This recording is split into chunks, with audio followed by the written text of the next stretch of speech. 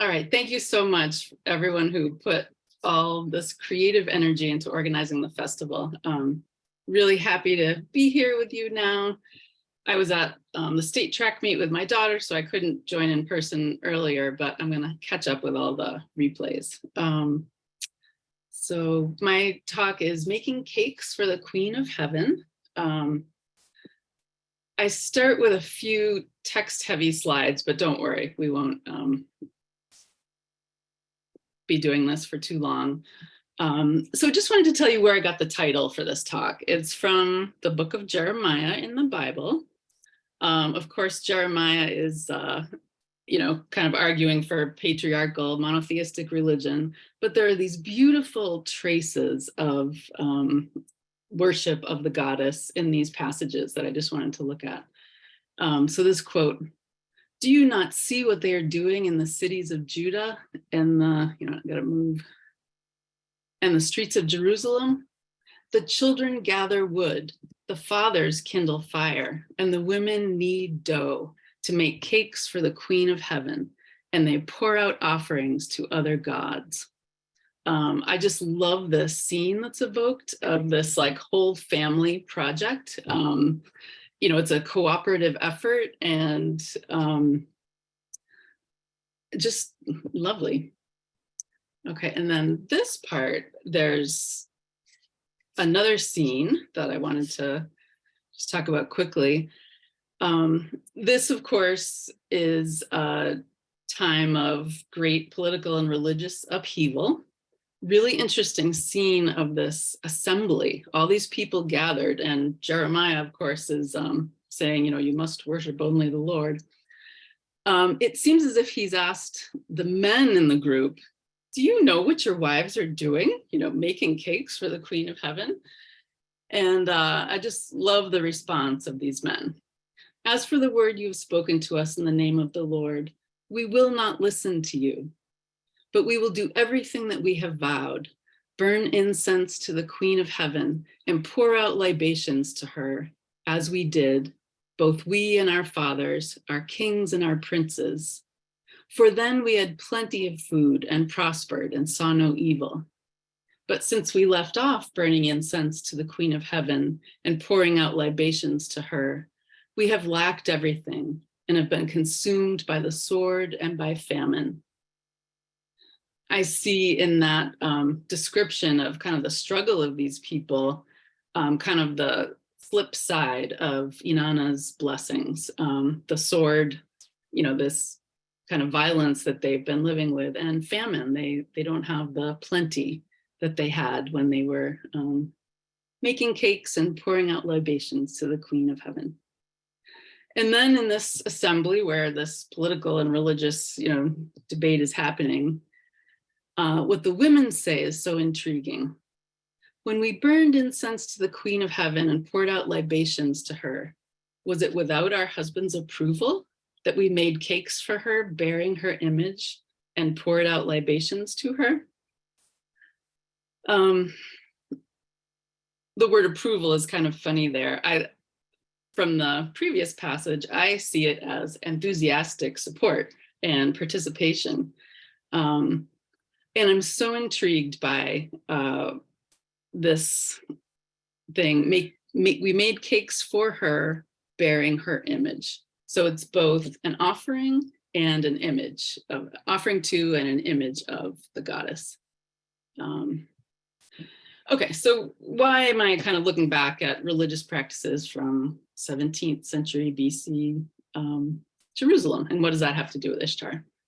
Later in Jeremiah, these cake makers are described as those who love, serve, seek, and worship the sun and the moon and all the hosts of heaven.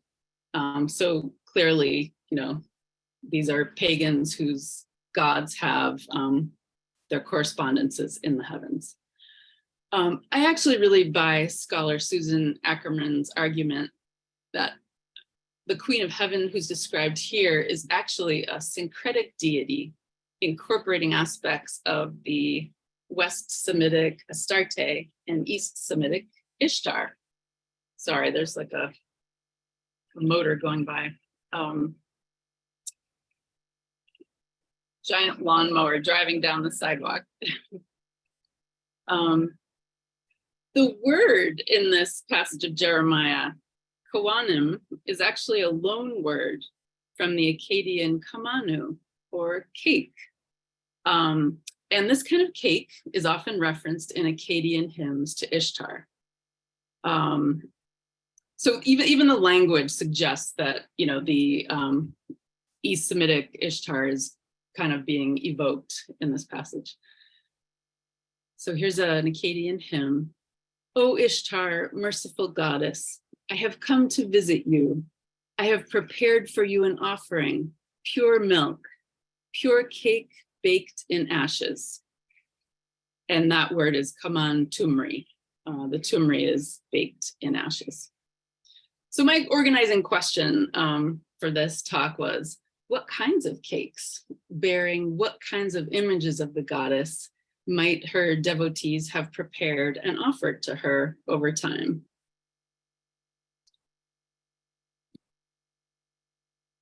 So this beautiful baking mold is actually from Mari, which is in northern Syria. It's from about the 18th century BC. There were about 50 baking molds found in the palace at Mari. There are no scorch marks on these, so the thought is that they were baked on racks, like kind of in the upper regions of a clay oven.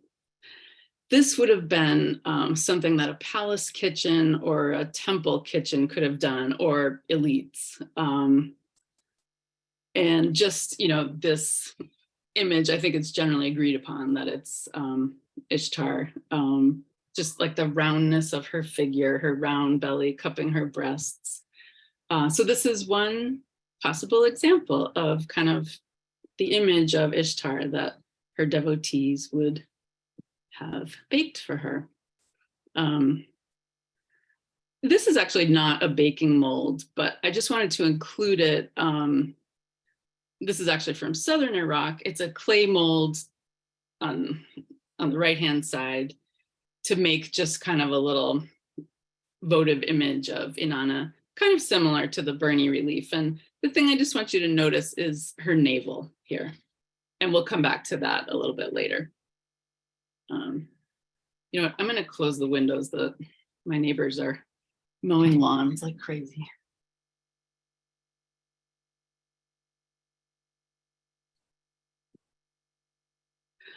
Okay, so in thinking about what kind of cake might have been made in that beautiful mold from Mari, this recipe, a palace cake from Ur, there's actually a cuneiform tablet in the whatever library at Yale that has a recipe for a palace cake. Ancient Mesopotamian recipes leave out key ingredients, so they're kind of hard to translate sometimes. A baker would have known that a cake like this would include flour, but we don't have the amount of flour proportion. And likewise, milk was missing from the original recipe. It just included a proportion, I think it's 3 sela of dates, 1/3 a sela of raisins, 1/3 a sela of white cheese. So this is an example of kind of recreating a recipe based on the tablet. One question I had was the butter cake that Inanna and Enki share that's offered to her in the story of when you know, she takes the May. I wondered if it might have been something like this. I made this cake and I increased the flour to 2 cups instead of 1.5. Again, we have no record of how much flour would have been used. I'm really glad I did because it was super rich. I skipped the anise and fennel, that wasn't in the cuneiform recipe. And if you, there's going to be a link at the end of the presentation to this recipe. I used a springform pan. If you do so, definitely put a tray underneath it. There's so much butter that it like dripped on the bottom of my oven and kind of smoked my house out. But so the chopped dates and raisins go in the bottom of the pan. This is the cottage cheese put through a strainer to kind of remove the curd.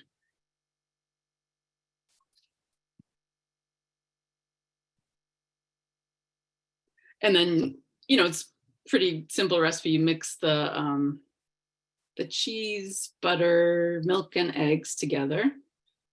Stir that into your flour. And then on the right-hand side, you can see the cake batter on top of the dates and the raisins. And you flip it over when it comes out. So you can see the beautiful dates and raisins on the bottom. It's almost like a pineapple upside down cake.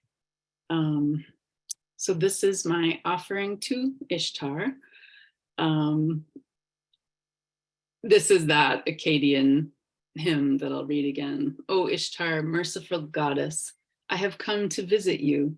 I have prepared for you an offering, pure milk, pure cake baked in ashes. There's no sugar in this other than the dates, this natural sugar from the dates and the raisins. It's absolutely delicious. It's not overly sweet. So I would definitely make this again. And it's a lovely cake, lovely offering.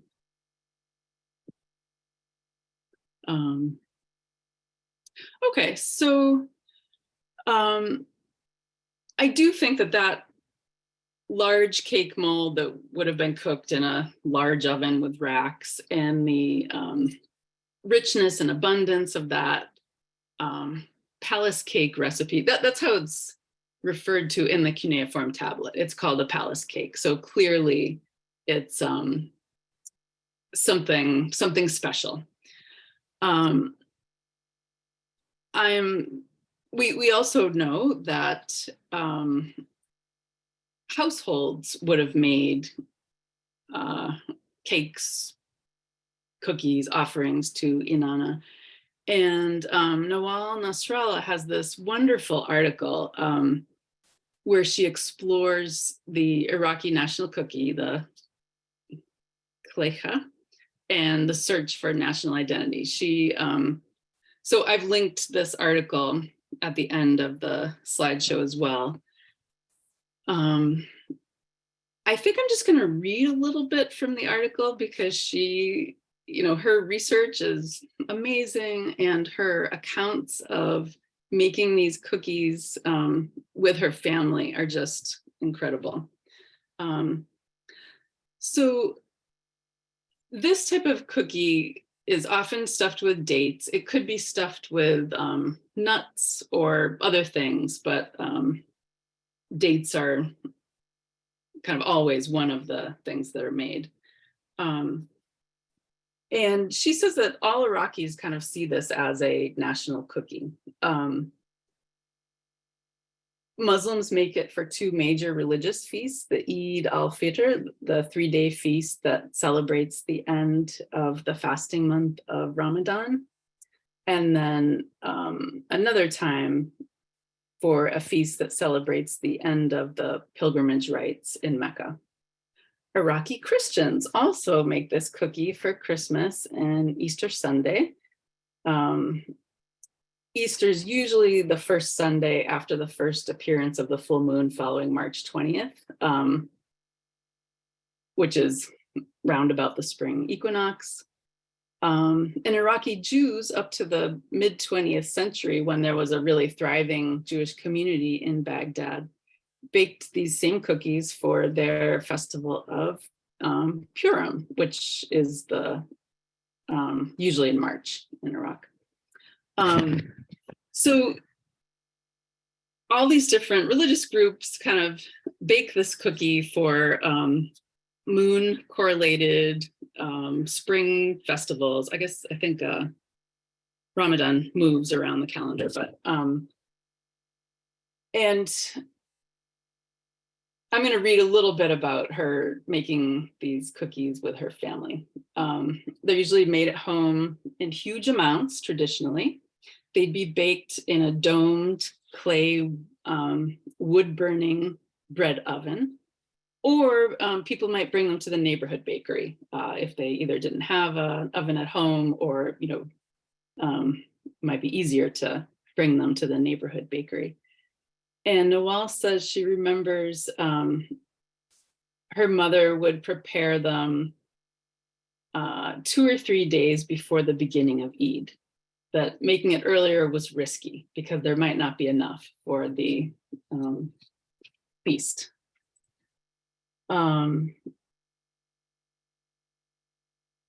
So nut-filled ones could be formed into half moons or crescents. So, clearly correlating with moon festivals.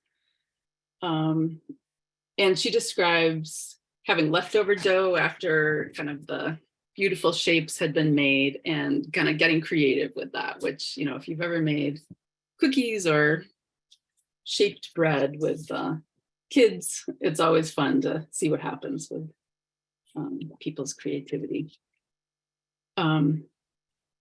So even though this is such a celebrated and commonly eaten cookie for holidays in Iraq, in her article, she talks about how most people don't really know the origin of it. And so she did amazing research, and in this 10th century text found reference to crescent shapes. So kind of evoking the new moon festival. There's a 13th century Baghdadi reference that calls them Ernin or Irnin, maybe.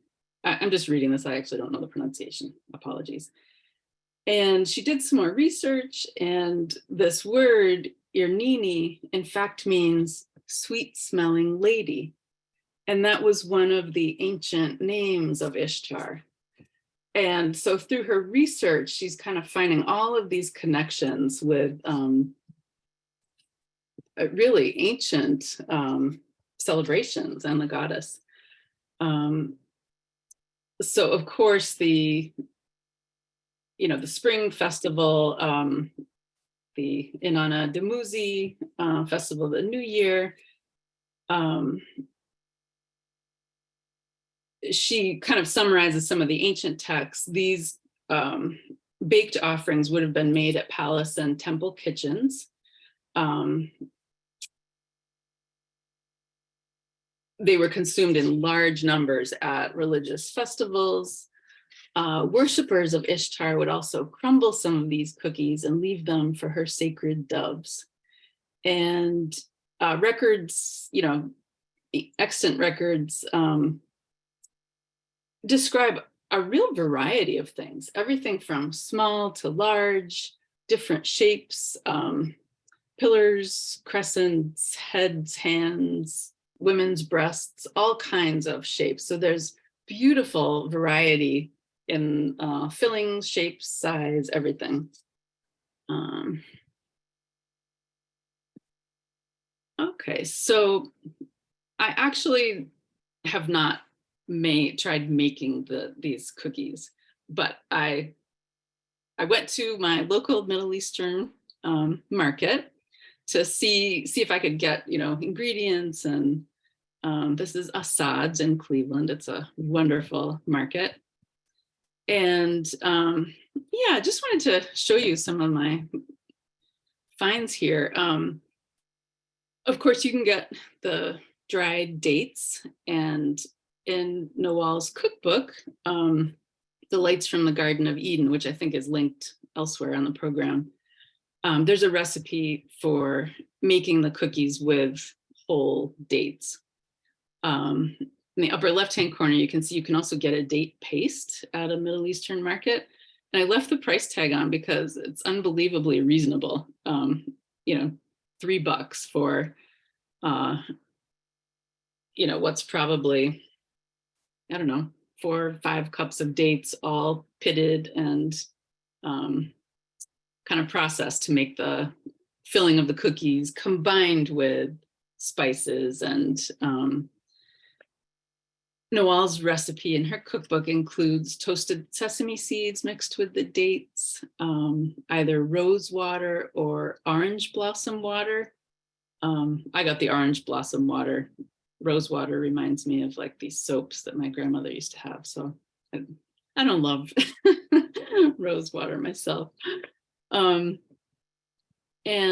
I just wanted to show you this Iraqi style date syrup. Actually, I want to get my notes for this slide. Yeah, so with the Gulf War and the invasion of Iraq, there were economic sanctions on Iraq. And so I think it's for over a decade, Iraqi products were not, able to be sold. This Iraqi style date syrup says it's a product of Lebanon. What used to happen, and I think still does to some extent, was Iraqi date syrup. So Iraqi dates made in the Iraqi style into a syrup would be shipped, in big tankers to Lebanon, where it would be bottled and labeled. And then it was sold as a product of Lebanon when, and on the international market, when Iraqi products were kind of blocked from sale. So that's kind of an interesting thing, to get a product of Iraq that says it's from Lebanon.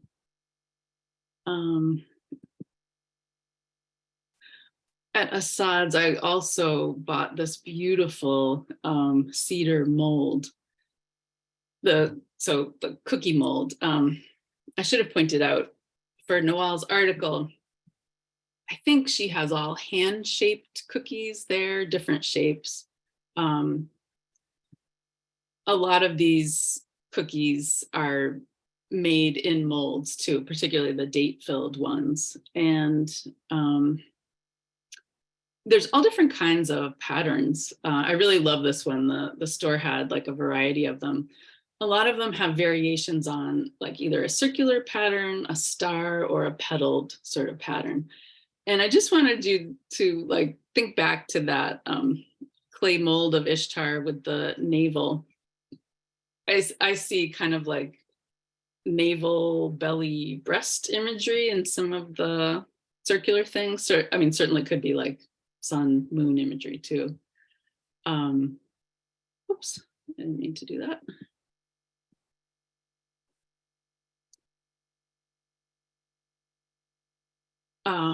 Yeah, so Noelle mentions, these cookies made in the shape of breasts, crescent moons, all kinds of stuff.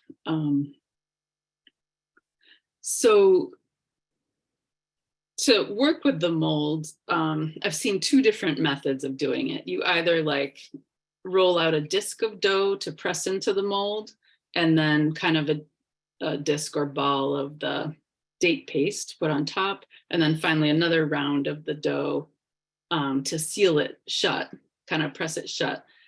And then you flip it over and kind of smack that handle on the counter, and the cookie is supposed to pop out. And then of course you bake them, and oftentimes they're sprinkled with powdered sugar or something. I was hoping to try this before the presentation, but life just intervened. So I'm curious to see if they pop out easily, or if I have to do something with flour or oil there. But without a mold, there's all kinds of shapes that you can make. This is actually, so I'm not going to get too much into hamantaschen. It's not like a tradition I know a whole lot about, but there is a link to Felicia Berliner's article on LitHub. I think she published a novel, that had this image on the cover. And Let's see. Yeah, I'm sure there are people here who know more about hamantashen than I do. I think the idea is it's supposed to be a tri-corner hat or an ear. And there's a bunch of feminist scholars and bakers who are saying, it doesn't really look like a tri-corner hat or an ear. It really looks like a vulva. So this is another possible shape, another possible kind of, it's amazing kind of how these traditions are in so many different places and how persistent they are, these traditions that we hand down in families and communities, even when maybe some of the meaning of it gets lost, as in, Noel's discussion of the Iraqi cookie, the shapes and the ingredients and the forms, can still remain the same.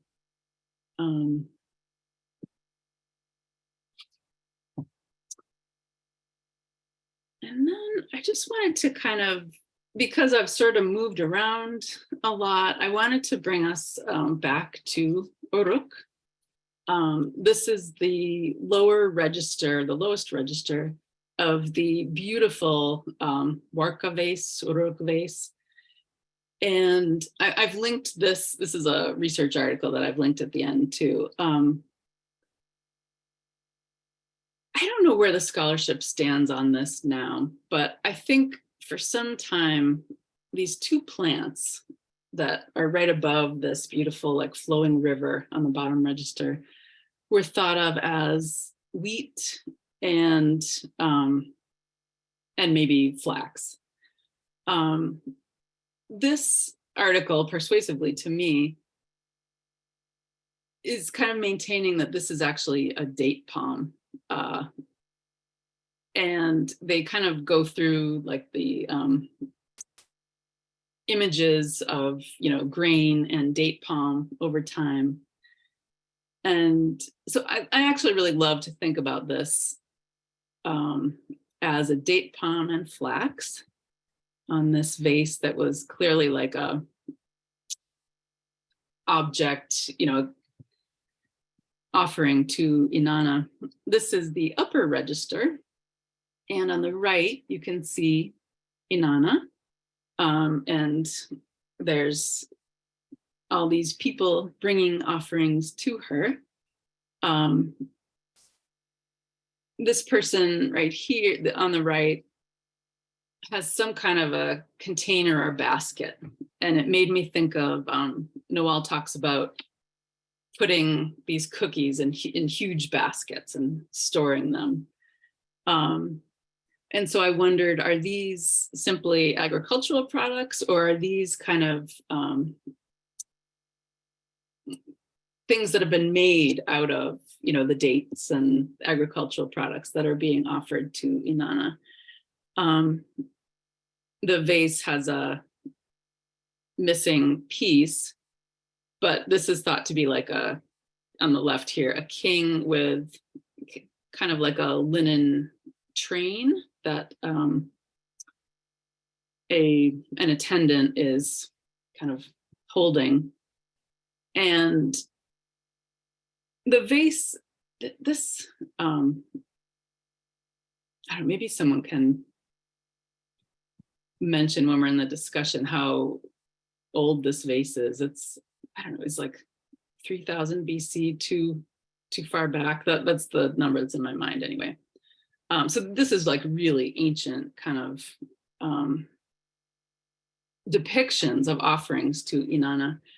And it's such a sophisticated piece. It makes total sense to me that kind of the raw materials, the cultivated products, the dates and the flax plant would then be reflected in the top register as like, baked date cakes, date cookies, and the linen cloth that would have been made from the flax plant. So I just wanted to share that, like thinking about the things that we cultivate, the things we create, and the things we offer to the goddess. I love this. The base is really stunning. Here are a bunch of sources. I don't know if people can like click the links in the slideshow or the recording, or perhaps if this could be like copied somewhere. So these links are all clickable.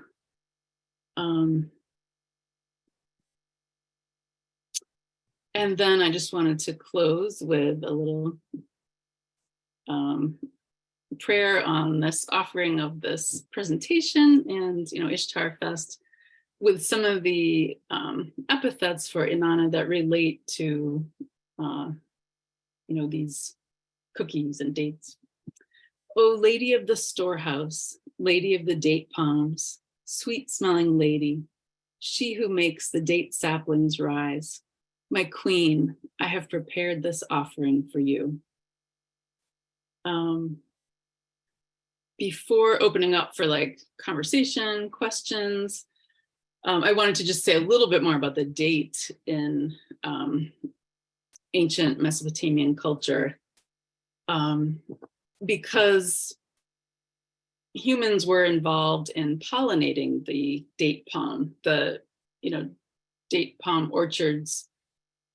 My understanding is they might have like 49 female trees and 1 male tree. And, the image of pollinating the date palm, the farmers would like climb the trees and pollinate by hand.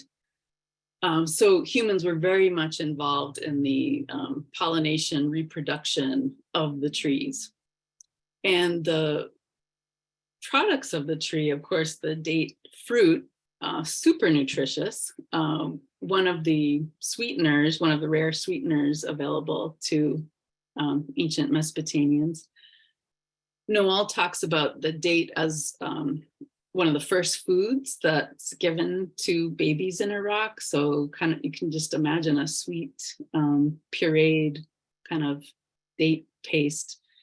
She also talks about grooms. I think there's a tradition of like, they're supposed to eat a pound of dates on the day of the wedding or something like that. So the connection with fertility, fecundity, the increase of the population, thriving, eroticism, all of that. So Inanna's association with the date palm is really like everything that those men in Jeremiah were missing, the plenty, the thriving of the people. Okay, I think that's all I have. Okay, so I'm going to stop sharing.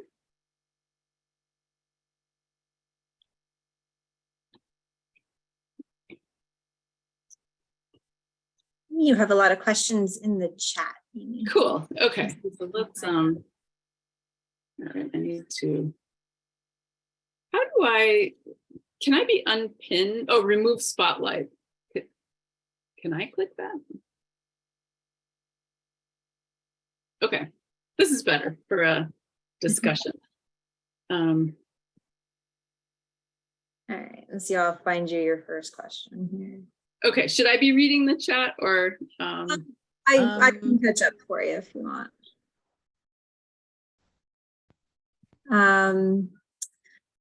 Sharokin, you mentioned that you make, I think you were talking about the klicha, that you make these often, and you had a correct pronunciation for us. Thank you. Okay. So I'm Assyrian. I'm not from Iraq, and I don't speak Arabic. I'm from Iran, but of course I'm connected to all the Assyrians from Iraq, and I'm an activist. So I know a lot of people. Its correct pronunciation is gilleche, and kuleche, like it's the same thing. So gilleche. Can you say that one more time? Gilleche. From Gilleche. Yeah. Gilleche. Yeah. Okay, thank you. I really appreciate that. And they're also in Armenian culture, the same thing, nazuge. We roll them and we make dolls. My mom makes a huge pile of them. It's a cookie making factory, we call it. It's a ceremony. The girls want to learn, everyone gets involved, including my brother, actually. So you make cookies in the shape of dolls? Is that, or dolls separately? For Easter, we make a doll that is holding her breasts, and each breast is an egg. Oh, lovely. Wow. Yeah. And we make it for a birth of a child. Mm. And, we are not dead despite the books. Assyrians exist. Thank you. Your presentation was great. Loved it. Oh, good. Yeah, I really appreciate your contribution. Speaking of the eggs, Ren had a question to go along with that about, I know there are a couple breads that do that, not making them boobs. I think you're talking about European breads, Ren, because I've seen those ones. And his question was, do you bake them with the shells still on them inside the bread? Oh, I don't really know anything about that. So I think that was actually for Sherokin about the okay, bread, gotcha. egg Yeah. breasts. Yes. So it's a cooked egg that my mom would put in the dough that's already shaped as a doll, basically holding her breasts. And for Easter, if I find pictures, I'll send them your way. So the egg is boiled? Yeah, cook, so like and then it's peeled?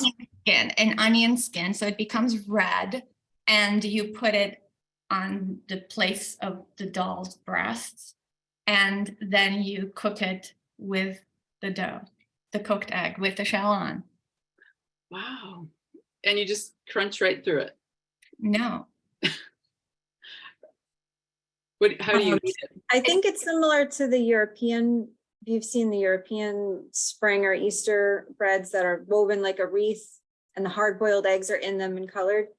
You would take the eggs out and you crack them and eat them like a normal egg. Is that how you would do it? The same with the dolls?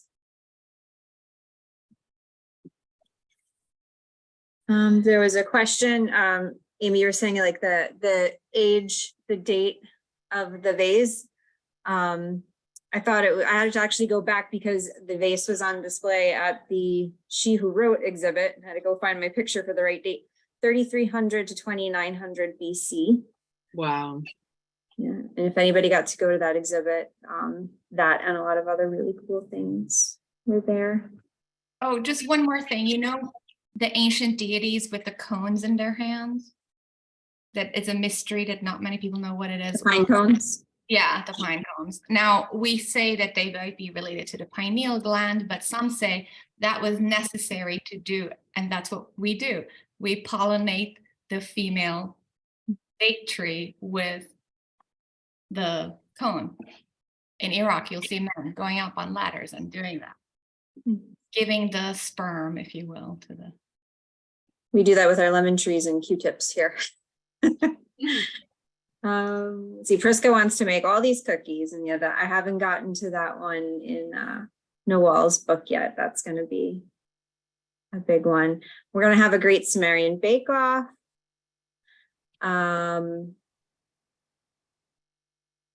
My Persian family are all Baha'i, so I didn't get to see any of these traditions, says Priska. Can you show us the recipe again so we can screenshot it? That's from Ivan. Sure. And if you can't, I did take a picture of it while it was up. And Ivan, you can private message me your cell if you want. I can send that to you too. Thank you. Okay, so should I screen share again? It's that recipe is one of the links that's in the last slide. So what do you think is the easiest way to share that? We cannot click to the links because you're just screen sharing, but if you just go back to that screen real quick, we can screen capture it. You could also send me that slide later, and I can attach it to where the recording will be on the thing for people. Whatever's clever.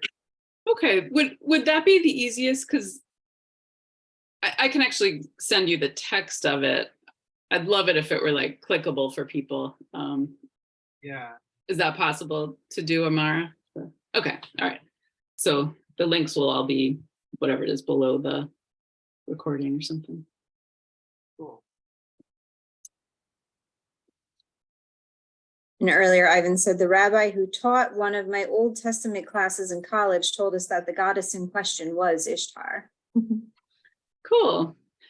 I actually saw some biblical scholars making these really roundabout arguments that, you know, it doesn't say the Queen of Heaven, it says the heavenly host. It all just seemed like nonsense. And those points that, you know, the word for the cakes is a loan word from Akkadian, like linguistic scholars agree on that. I'm trying to remember her name, Susan. Her article is linked in the sources too. So she has a lot more discussion on how she sees like both goddesses reflected in the text. And actually, my understanding of what scholars of Hebrew history are now saying is that the ancient Hebrews were mainly polytheistic until Ezra and friends came back out of captivity from Babylon, and they're basically like shocked to see them making, you know, cakes for the Queen of Heaven and weaving for Tammuz on the steps of the Temple of Jerusalem, when in fact that's what they did already. Like they always did it until the people came back from captivity and changed their religion on them, basically. Yeah, the traditional Hebrew religion had been polytheistic, and it was not until some of the Hebrews who had been in captivity came back, having been freed by the Persian king, who was a monotheist, and they'd been given money to go back to Israel and build a monotheist temple there. So. So there's a little bit of interesting history there. Also, there was an excavation of some of the homes of temple priests from the time of right around Jesus's time, and at least one of them had an altar with a mother goddess, a father god, and a child god. So that the and the rabbi who taught me, actually both the rabbi and the Baptist minister who taught me Bible classes, said that in fact the Bible that we have is a minority view that was sort of written by the victors who came out of the Pharisaic tradition, and that's why we had this, you know, very monotheistic view from the New Testament.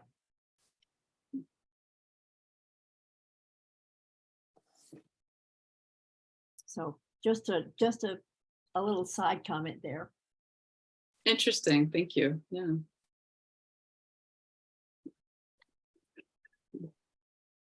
Trying to see if I left anything out here.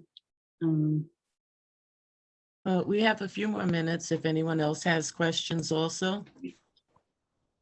Well, I know we've talked a lot in Circle of Inanna about food and sensuality and sexuality and just the sweetness of the body being echoed in these treats. So, you know, it's no surprise. You actually just reminded me when I was trying to research this ash cake, the cake cooked in ashes. It's certainly a contrast to like the temple or palace cakes that would have been cooked in an oven with elaborate racks and pans and things.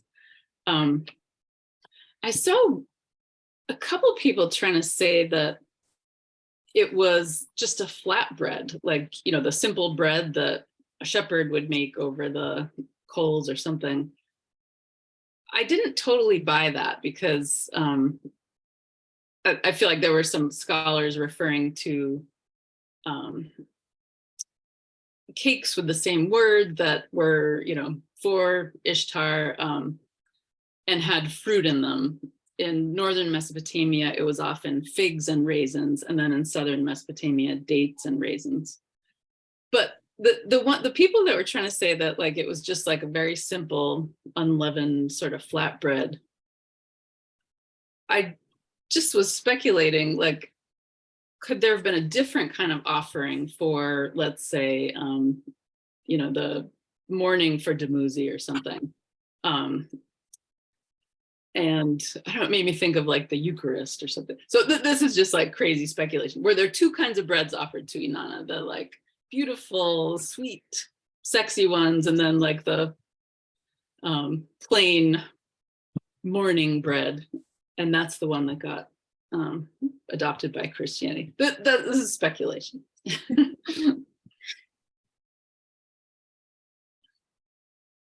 Very interesting speculations. But in any case, yeah, like the pleasure, the sweetness, that is for the goddess. Yeah, those raisins are too sexy. We don't eat those ones. Yeah, no round bulbous sweet filled cakes. We're gonna go with the flat ones. There's also another really important part of the tradition in making sweets, which is actually a savory and sweet version of a flat round pastry. It's called kada, and it's sliced into kind of like pies, and it gets decorated depending on the occasion. And there's a filling in it, and it is also leavened, if you will. So if you want a salty filling, it's different, and if you want a sweet filling, it's different with fruits as well. So, Interesting. Yeah. So kada. And can you remind me what was the word for cake? Yeah, let me I think it was, so there's the word, the Hebrew word that was in there, and then the Akkadian root. Let's see, I'm gonna try to open my slide and see. Yeah, and the salty one is used actually at funerals as well, as is, I'm sure you know the tradition. Oh, interesting. Okay. Halva salty versus, yeah. So that's an example of like, different baked good for funeral, mourning. Okay, so, I mean, pronunciation, again, don't rely on me. Kawanim, Kawwwanim, is the word for cakes in the passage. And it's a loan word from the Akkadian kamanu, or cake, Kamanu. The phrase, I guess, in that Akkadian hymn, Kaman Tumri, is cake baked in ashes. So Kaman must be cake, Tumri, ashes. That's spelled Kamantumri.